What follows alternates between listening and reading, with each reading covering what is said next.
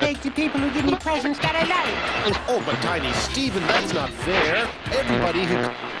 Poverty and privation is spiraling out of control in Canada. Michael Jackson. Oh, man, it's great to be at work around here today. Radio Free Canada. Welcome back. Welcome back. Yes. It's Mock Harper Tuesday. And this is my favorite part of the show.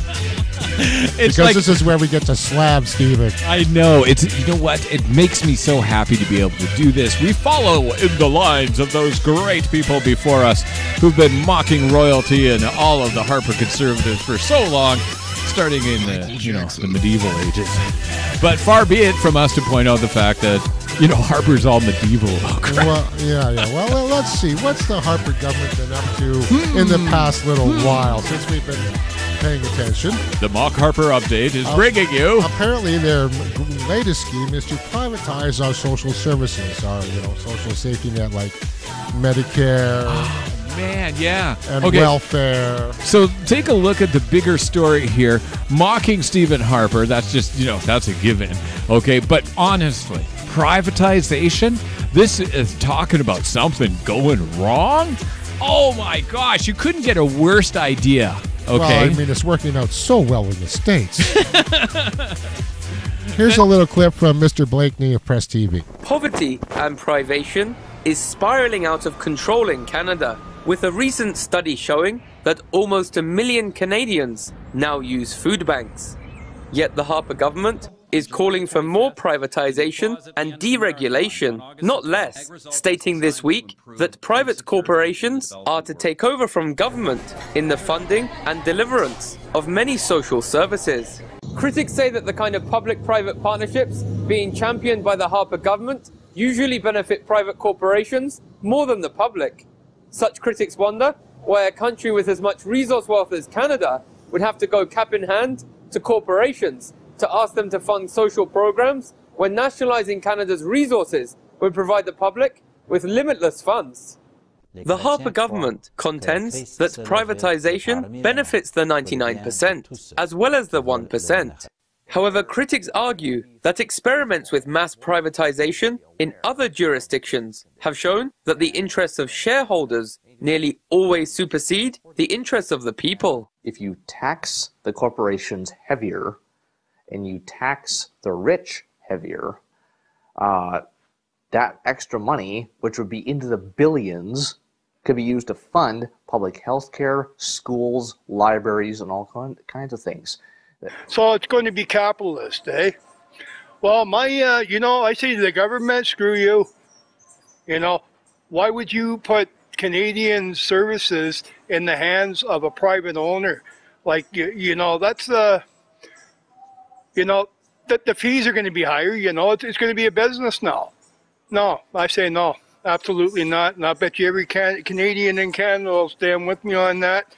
You keep our services the way they are, and keep the private hands out of it, private ownership of our services? No, absolutely not.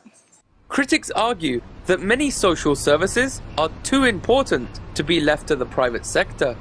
Many Canadians look to the US, where privatization has led to widespread misery in many instances, and conclude that Canada would be wise to pursue more socialistic and statist social policies rather than relying on the rich and powerful to adequately address the many grave social problems afflicting Canadian society. Joshua Blakeney, Press TV, Calgary. And talking about that reality check here, 300,000 homeless, 1 in 5 children going hungry, and 1 million at the food bank? At the food bank. And where's the CBC on this? Oh, wait a second. The CBC is covering Nickelback, Justin Bieber. And hockey. And hockey. Okay? 1 in 5 children going hungry, 1 million at the food bank. And that's not, hockey. Well, that's so important, right? Yes, because millionaires playing a game is, much more important than people starving. Not to point it out any more blatantly than that. The only thing that would make me happy, in this situation would be a balanced budget. Oh, wait a second. Wait a second. Wait. Didn't our conservative majority government promise a balanced budget? Now, I hate to point out any elephants in the room, but we had a surplus when the Liberals were in power. We actually had, what, $50 billion surplus? Yeah, I that know. they totally drained away in 6 months. I'm still wondering what they spent it on. The Conservative, they sent it on a neat ad campaign to tell us Yes, that the they were economic- benefiting us. The Economic Action Plan, which didn't do anything. That was $210 million or something stupid like Something that. like that. But it does Okay. seem to be having some difficulty balancing the budget. And I have another person with a similar opinion. Stephen Harper is headed for a deficit of $26 billion this year. This is the same guy who told us he was going to balance the budget. He told us this 6 years ago. Didn't do it in 5, didn't do it in 4, didn't do it in 3, 2, 1. Now they've moved it off and they say it'll be another 2 years. Hey, it just keeps going, this thing. And what happens to the deficit? Well, it gets piled on to the debt and carried over to the next year. Our national debt is up to $561 billion this year. This is the same Stephen Harper who, when he was in the opposition, used to dump on Brian Mulroney all the time, saying, look at the deficit this guy's piling up year after year. We figured this was pretty bad what Mulroney was doing. Well, guess who has the record? The record is now held by Stephen Harper. I'm Richard Cleroux, and watch what you say in politics. Sometimes it comes back to haunt you. Yeah, like we're going to have an accountable government who's transparent and responsible to the people. Oh, wait. That what they said they were going to do? I love running that clip, and get online and see the way that Stephen Harper, the Conservatives, lie, and they, you know what, they're talking, and we're paying attention.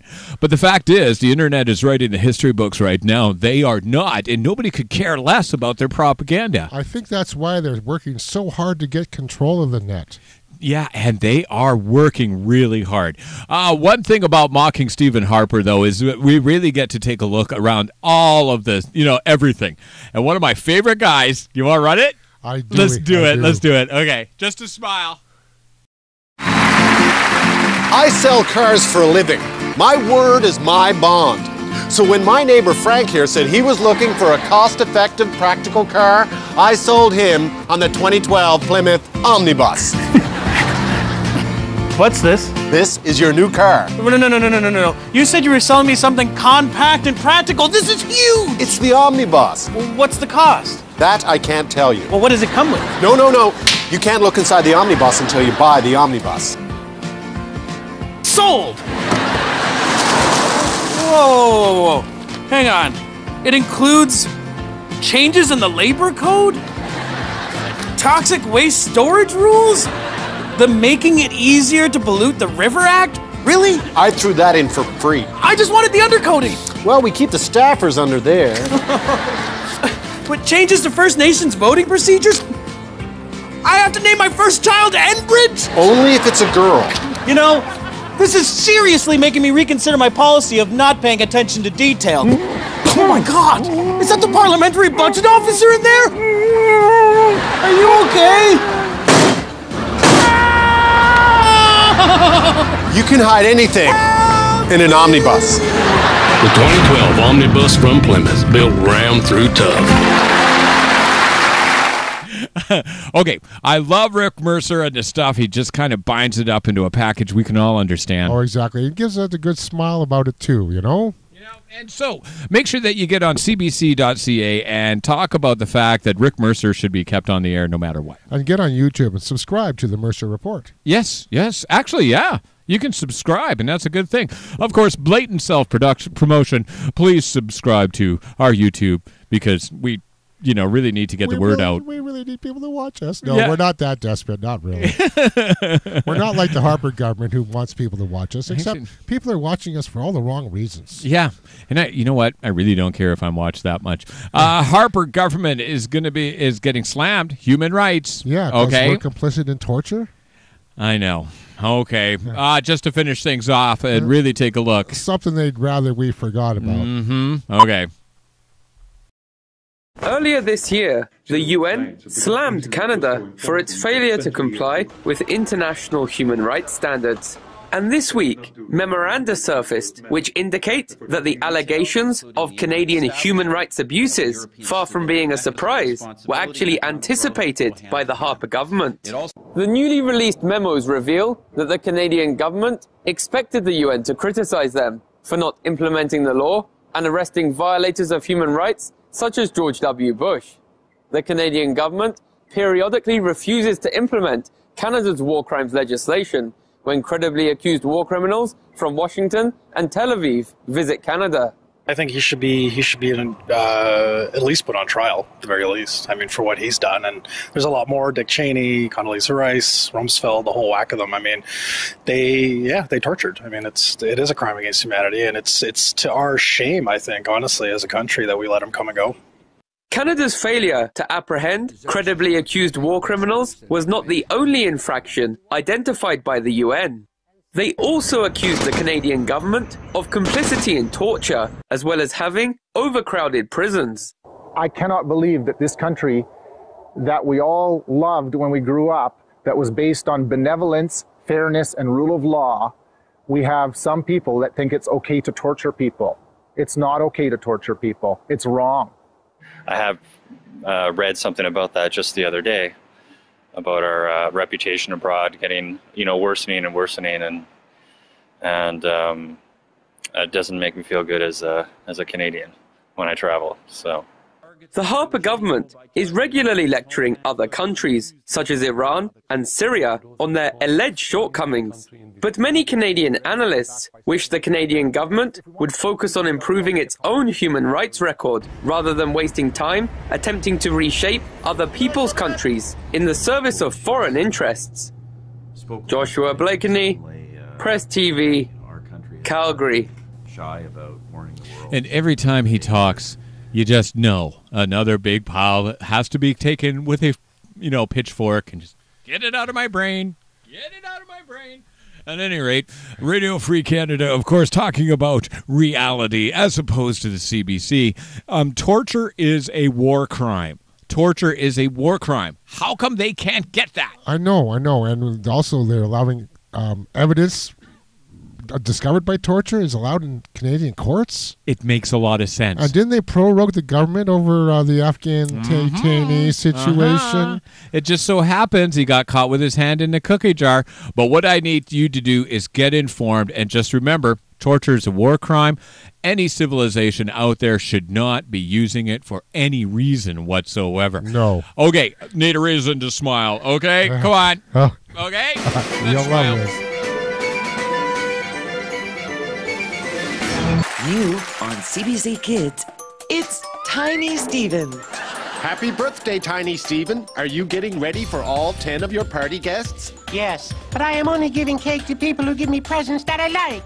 Oh, but Tiny Stephen, that's not fair. Everybody who comes to the party should get cake. Why?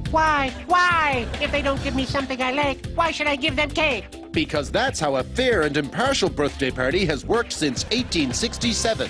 But some of the guests come from a culture of failure, and I suspect some may be from Toronto, or even artists. Oh, Tiny Stephen, you're so funny. No cake for you. But I am the one who made this party possible. Did you bring me a sweater vest?